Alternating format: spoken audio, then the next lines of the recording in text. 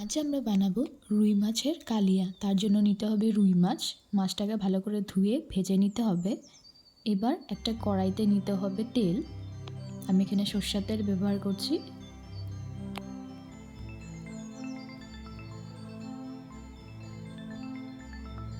তেলটা ভালো করে গরম হয়ে গেলে এটার মধ্যে দিতে হবে গোটা গরম মশলা আর আগের থেকেই পেস্ট করে রাখা পেঁয়াজ। আমি এখানে শুধু পেঁয়াজ বাটাই দিচ্ছি।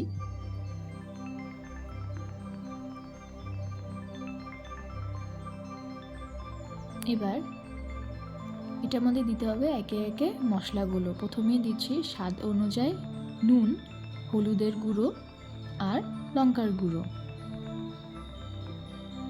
সবগুলো দিয়ে ভালো করে নাড়িয়ে চাড়িয়ে কিছুটা জল দিয়ে কষিয়ে নিতে হবে। আপনারা চাইলে ঢাকনা চাপা দিয়েও কষাতে পারেন। আমি এখানে ঢাকনা চাপা দিচ্ছি না, জল দিয়ে দিয়ে একটু করে কষিয়ে নিচ্ছি।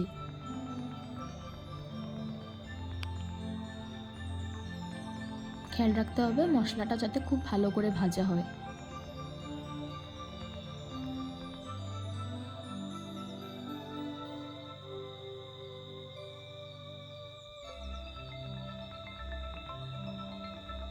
এবার মশলাটা ভাজা হয়ে গেলেই এর মধ্যে দিয়ে দিব দই।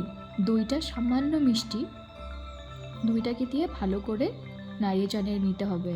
আর যদি দইটা গোটা দই থাকে তো এটাকে আপনারা একবার মিক্সিতে একবার চালিয়ে নিলেই এটা পাতলা হয়ে যাবে।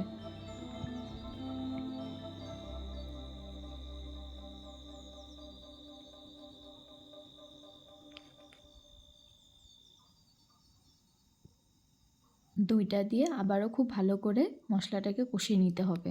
আর মনে রাখতে হবে আঁচটা যেন কমে থাকে।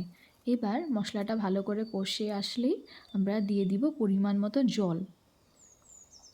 জলটা দিয়ে আগের থেকে ভেজে রাখা রুই মাছগুলোকে দিয়ে 5 থেকে 10 মিনিট ভালো করে ফুটতে দিলেই রেডি আমাদের রুই মাছের কালিয়া।